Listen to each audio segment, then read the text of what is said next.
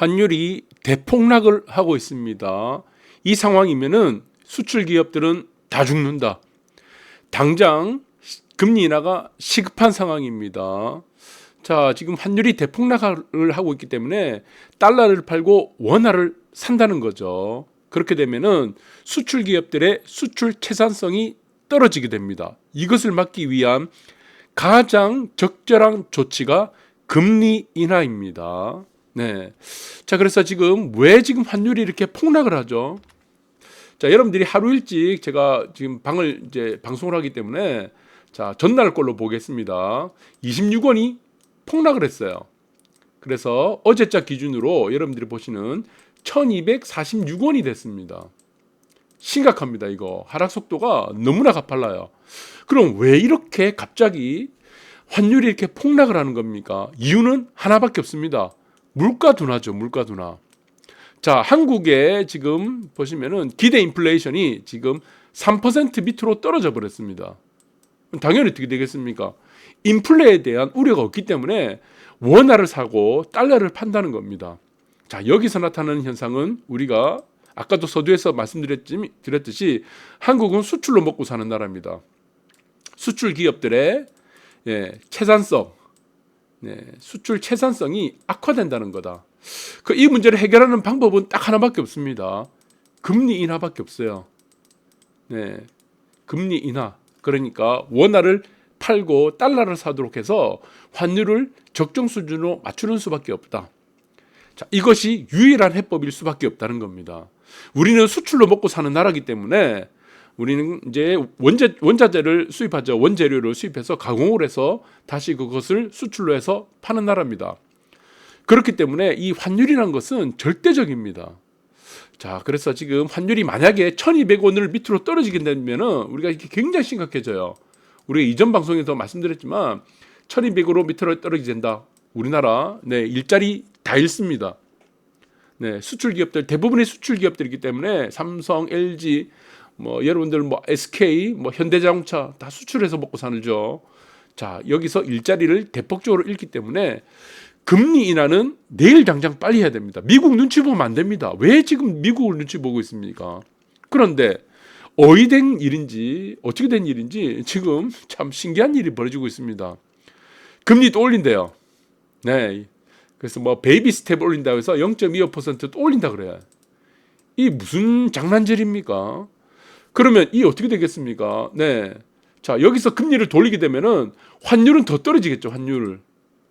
환율이 떨어지는 것에 지금 기름을 붓고 있습니다. 자, 어떻게 되죠? 그러면 대부분의 지금 여러분들 일자리를 달게 된다는 겁니다. 거기에서 또 파생되는 것이 주담대 금리가 8%에 육박한다는 거죠. 지금 한국은행의 목표는 이창용 총재의 목표는 저는 이런 것 같습니다. 제가 유추하기로는 국민들 다 파산하라는 것 같아요. 파산. 기업들도 파산하고 기업들 플러스 뭡니까? 국민들 다 죽으라는 얘기인 것 같습니다. 이거 집을 사는데 담보대출 없는 사람이 어디 있습니까? 주담대 금리 8%를 맞춰놓고 지금 부동산이고 뭐고 다 지금 파산을 시키려는 그 생각밖에 없는 것 같아. 일본은 여러분들 아시겠지만 제가 다음 방송에 일본을 할 건데 일본은 0.5% 마이너스 0.5%입니다. 그대로 지금 안 올리고 있습니다. 그리고 일본 같은 경우는 신혼부부들 있죠. 우리 지금 첫 주택을 사는 사람들한테 신혼부부들이라든가 아니면은 이제 3년 이상 일본에 거주하는 사람들은 주담대 금리가 몇 %입니까? 0.4%입니다. 0.4% 금리예요. 주담대 금리가. 그러니까 10억을 빌리더라도 우리가 보통 일본 같은 경우는 보통 20평 기준입니다. 우리나라는 84타입 34평 기준이지만 일본은 20평 기준으로 해서 보통 이제 아주 지금 좋은 지역, 일본의 강남 지역 같은 곳들은 공원이 보이고 이런 곳들은 물이 보이고 공원이 보이는 곳 같은 경우는 20평이 한 10억을 넘어갑니다. 이곳들은 기본적으로 한 5억 정도로 하겠죠. 20평 기준으로 방 2칸짜리. 여기는 DSR이 없습니다. 일본은. 그리고 마찬가지로 100%입니다. 빌려주고 그리고 0.4%로 대출해주고 여기서 또 어떻게 됩니까? 그리고 환급도 해줍니다. 굉장히 저렴해요. 10억을 빌리더라도 네, 한 달에 내는 원금 이자가 100만 원을 넘지 않습니다. 내가 은퇴할 때까지 기간을 두게 되면은. 자, 그런데 한국은 어떻습니까? 이 서민들을 그냥 아이도 못 낳게, 결혼도 못 하게, 집도 장만하지 못하게 계속 이런 식으로 압박을 하고 있다. 그 이유를 보니까 기업과 국민들을 파산시키려고 하는 목적에는 달리 어떤 목적이 없는 것 같아요. 자, 그래서 지금 이창용 총재도 밝힌 우리가 지금 자꾸 이제 거짓말이 되는 이유가 이전에 계속 금리를 올렸죠. 6번 올렸죠. 이번에 만약에 금리를 올리게 되면은 7번 연속 올리게 되는 겁니다. 자, 그 이유가 무엇이라고 했죠? 환율 상승 기대에 자본 지출이 커지기 때문에 금리를 올린다고 했죠. 지금 어떻습니까? 환율이 내려가고 있잖아. 그럼 어떻게 됩니까? 자본 유출을 시켜야 되겠죠. 이번에는 자본 유출을 시켜서라도 환율을 안정시켜야 된다는 겁니다. 환율 안정. 네, 똑같은 안정인데 이 안정이 지금 금리를 올렸을 때의 환율 안정은 우리가 지금 환율이 올라가기 때문에 금리를 올린 거고, 지금의 환율 안정은 무엇입니까? 금리가 내려가기 때문에, 환율이 내려가기 때문에 금리 하락으로 통해서 환율 안정을 시켜야 된다. 자, 이 어불성설이 계속 이어지고 있다. 그래서 너무나 안타깝습니다. 이 대한민국 국민으로서 너무 안타깝다는 겁니다. 우리 미국 따라갈 필요 없어요. 미국과의 금리 차가 10%든 20%든 아무 상관없습니다. 지금 투자의 시대에서는 저축의 시대도 아니고 자본 이동 안 일어납니다. 전 세계 글로벌 시장에서 대한민국 금리가 10%가 되든 0%가 되든 신경 안 쓴다는 얘기입니다. 우리나라가 뭐라고? 영향력이 없기 때문에, 기축통화가 아니기 때문에, 중기축통화고 아니기 때문에 영향력이 없다는 겁니다. 혼자 상상 속에 빠져 있어요. 이창용 총재는 혼자서. 자, 그래서 이주열 우리가 한국은행 전 총재는 뭐라고 했습니까? 1200원이 붕괴됐죠. 이전에 1200원이 붕괴되면서 어떻게 됐습니까? 환율 급락이 바람직하지 않다면서 실물 경제에 악영향을 준다고 했죠. 그래서 수출 채산성이 떨어지니까 어떻게 조치를 했습니까? 금리 인하로 조치를 했습니다. 금리 인하. 발빠르게. 이게 가장 중요하다는 겁니다. 환율이 1200원이 붕괴되면은 본격적으로 수출 생산성이 떨어지기 때문에 이렇게 빨리 했다는 거다. 금리 인하 조치를 빨리 했다는 겁니다. 그래서 환율 급락은 무엇이다? 바람직하지 않다는 것이다. 실물 경제에 부담을 준다는 것이다. 그래서 금리 인하를 조치를 내렸다는 것이다. 방망이 지금 두들기고 있잖아요, 지금. 어떻게 방망이 두들깁니까? 금리 인하 방망이 두들기고 있다는 겁니다. 똑같은 상황이에요. 똑같은 상황. 그런데 이창용 총재는 지금 환율 급락에 대해서 금리 인상을 하고 있다는 거예요. 말이 안 되는 겁니다. 여러분들 이해를 잘 하시기 바랍니다. 환율이 떨어진다라고 하는 것은 무엇이다? 원화 가치가 올라가는 것이다. 그러면 수출 기업들이 타격을 입게 된다.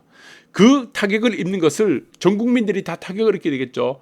거기서 해결책은 금리 인하밖에 없다는 것이다. 그리고 지금의 본격적인 지금 금리 상승을 하는 이유가 나타나기 시작합니다. 무엇입니까? 대출 금리 올린다는 겁니다.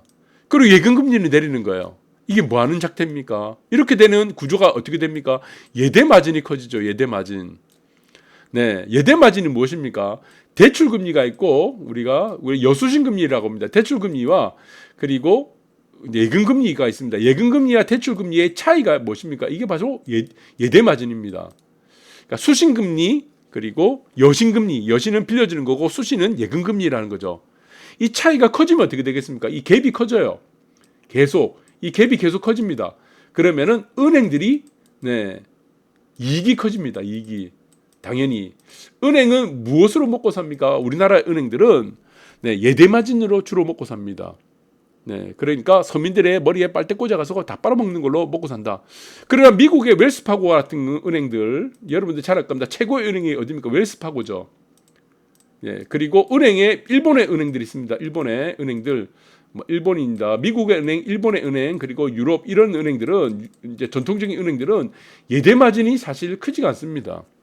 예대 마진으로 먹고 사는 게 아니고 매우 다양한 우리가 수익원을 가지고 운영도 하고 아니면은 월급, 그다음에 퇴직금, 퇴직연금, 연금 관리, 여러 가지 지금 카드 이런 거 가지고 연결을 해서 서비스하죠. 금융 서비스라고 하죠. 이런 것을 통해서 다원화를 시킵니다. 다원화.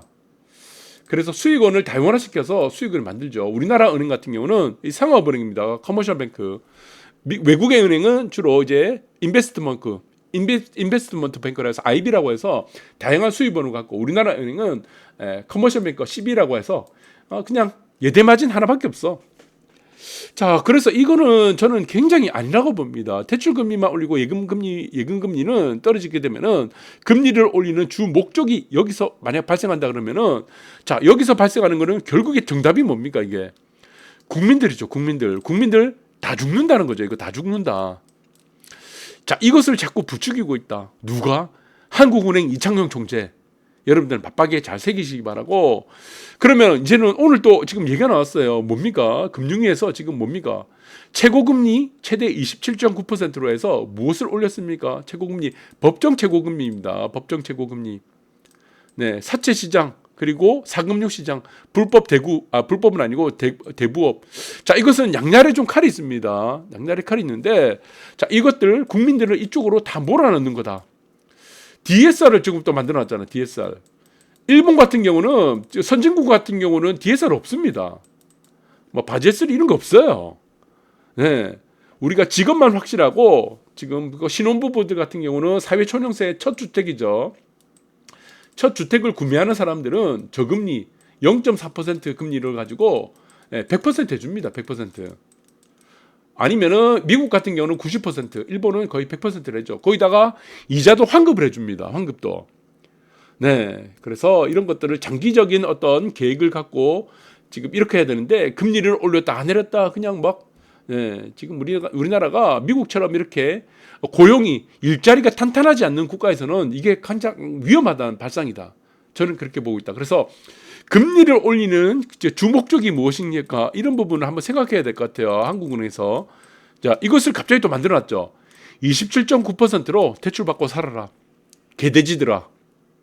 여러분들 10억을 빌리면은 얼마를 갚아야 됩니까? 1년에 이자만 2억 7,900만 원입니다. 1억을 빌리면요. 1년에 이자가 2,790만 원이에요. 2,790만 원이에요. 감당 안 됩니다. 자, 이렇게 지금 국민들을 지금 이제 불구덩이로 밀어놓고 있는 이 상황. 저는 이것은 정말 잘못됐다. 한국은행 지금 이제 금통위 위원들 다 물갈이 시키는 방법 외에는 지금 이것은 해결이 안 된다. 해결이 안 된다고 보고 있습니다. 그래서 여러분들 참고하시기 바라겠습니다. 감사합니다.